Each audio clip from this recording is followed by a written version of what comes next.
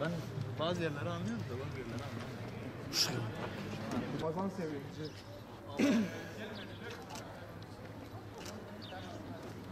Tabii öncelikle bütün Müslüman aleminin Ramazan ayını kutluyorum. Hayırlara vesile olmasını dilerim. Tabii Türkiye Müslüman bir ülke olduğu için diğer ülkelerle çok farkı var diyemem. Fakat mesela ben Iraklı olduğum için Irak'taki Ramazan'la buradaki Ramazan arasındaki ufak farkları görmüş oldum. Mesela Türkiye'de teşvik çok önemli. Ramazan'daki oruç tutmaları için teşvik belediyeler tarafından iftar yemeği veriliyor. Onu görüyorum. Mesela Irak'ta öyle bir şey yok. Camilerde ufak tefek hayırlar yapılarak iftar yemeği veriliyor.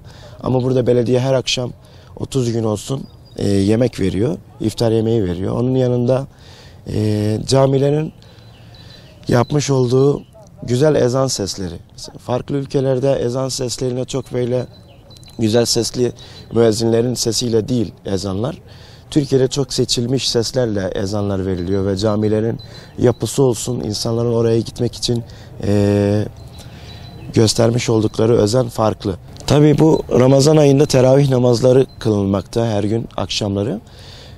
Bizim orada Kadir Gecesi'nde sabaha kadar camiler susmaz ve açık olur. İbadet sabaha kadar vardır. Üniversitenin camisi olsun, dışarıdaki camiler olsun hepsi teravih namazını onun yanında 5 vakit namazda açık ve insanlarla Kur'an okuma şeyi oluyor, hatimler oluyor. Orada onu da görüyoruz. Allah kabul etsin diyelim. Hava serin, sıcak değil. Bundan önceki seneler sıcaktı. Biraz yavaş yavaş kışa doğru gidiyoruz. Bahar ayındayız. Dersler yoğun, sınavlar var falan.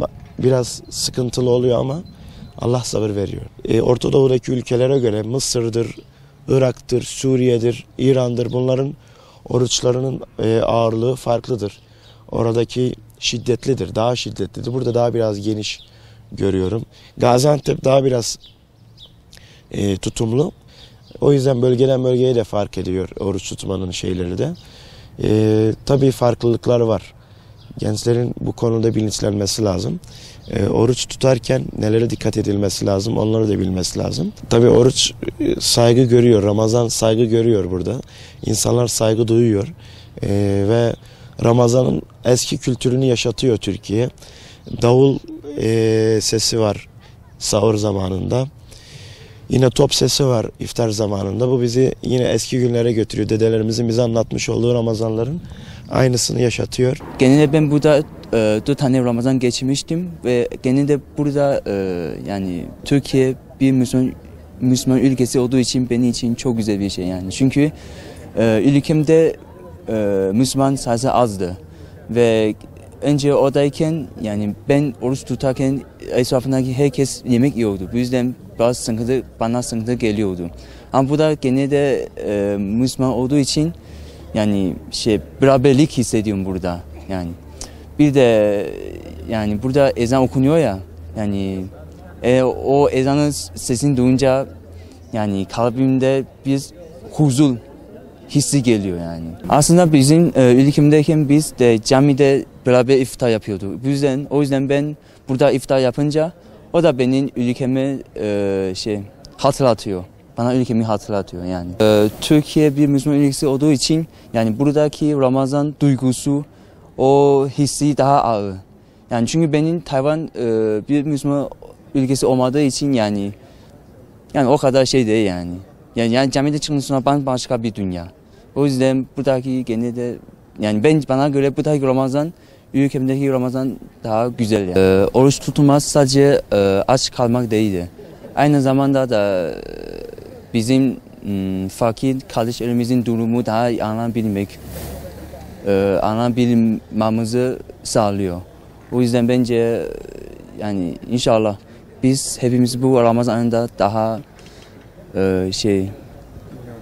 iyi anlayacağız yani bu durumu. Türkiye'de 2 seneden kalıyorum. Yani bu benim 2. senem Türkiye'de. Ben Gaziantep Üniversitesi'nin İlahiyat Fakültesi'nde okuyorum. Arapça hazırlık yapıyorum şu an. Ve şu an Ramazan ay biliyorsunuz. Ben Bangladeş'teyken Ramazan bizim için farklı bir şey. Yani Ramazan ayı geldi, herkes çok mutlu. Her şey çok farklı oluyor. Buradaki Ramazan gibi aynı ama biraz farklılar var. Mesela Ramazan'da biz iftar, çok hafif bir iftar yapıyoruz. Sonra namaz kılıyoruz. Sonra tekrar akşam yemek yiyoruz. Ama burada hep birlikte yapıyor. Yani iftar ve akşam yemeği birlikte oluyor. O bize farkı. Aynı zamanda burada taravih. Taravih yani keçe sure olarak oluyor. Sure taravih oluyor. Yani bütün Kur'an katım yapmıyor burada. O kadar yani bazı yerlerde var duydum. Ama her yerde yok. Ama bizim Bangladeş'te yani hatta bütün mescidde yani Ramazan boyunca Kur'an katımı yapıyor. Yani namazda, taravih namazda. Aynı zamanda sahurda burada kahvaltı yapıyor. Bize akşam yemeği gibi. Yani fazla yemekler yiyoruz. Kahvaltı için değil. Biz aç olmamak için yani yemekler yiyoruz. Ve Ramazan'da bizim ülkemizde mesai saatler çok azaltılıyor.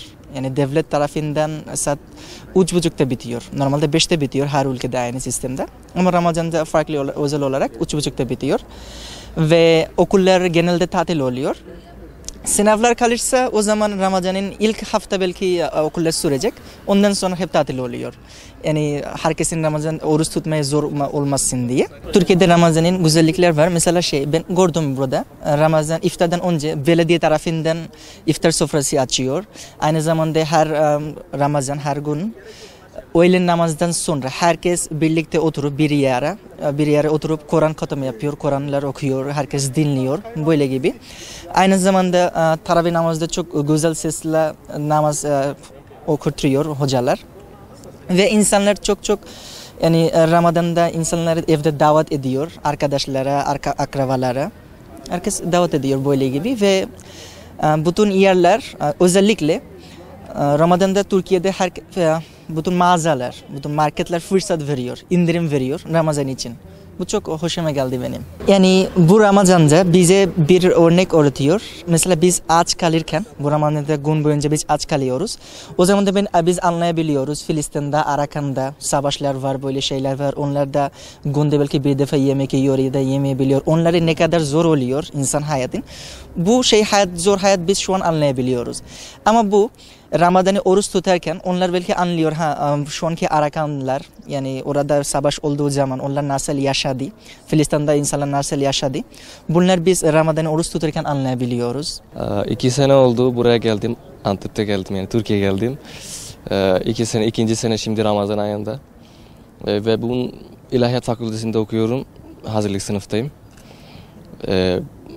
Buraya geldiğim Ramazan'da en özlediğim şey annemin yaptığı yemekler. Çok özledim ve annemin her zaman uyandırdığı zaman, babamın her zaman uyandırdığı zaman çok özledim burada. Ama burada uyandırdığı şekli çok güzel. Davul çalıyor. Saat 2'de 2.30 yarım saat çalıyor. Çok hoşuma gitti. Bizim orada yani toplu olarak uyandıramıyor. Yani uyandırırsa daha iyi olurdu.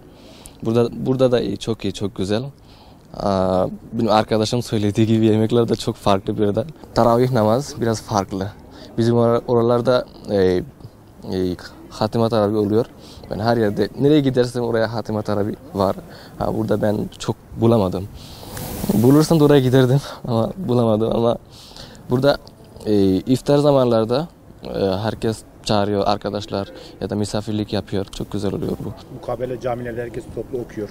Bu da çok güzel ama bizim oralarda pek görmedim. Kendi okuyor ama toplu olarak camiye gidip Kur'an okumak ben pek görmedim. Ama burada çok güzel. Herkes camiye gidip oturuyor, bir Kur'an okuyor, dinliyor.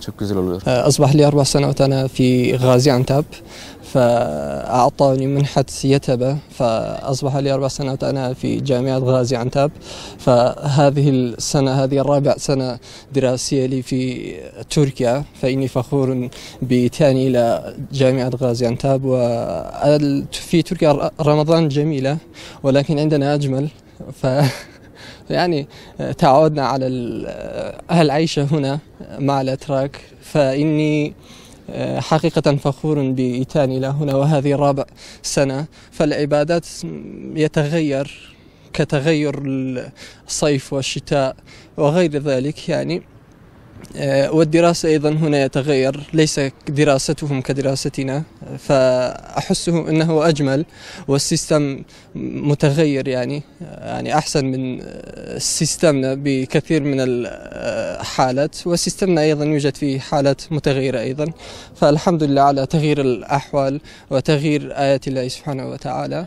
فهذه رابع يوم رمضان، فتعودنا على الصيام والقراءة والكتابة. فهذه السنة فيه تغير هكذا، لأنه لا أستطيع أن أذهب إلى بلدتي.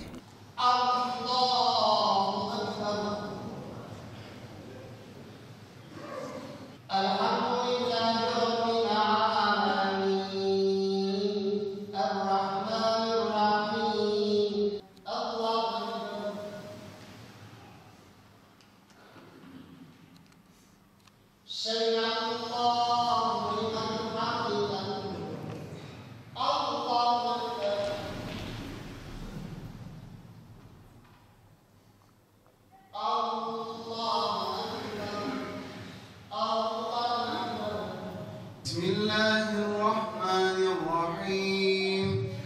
وإذ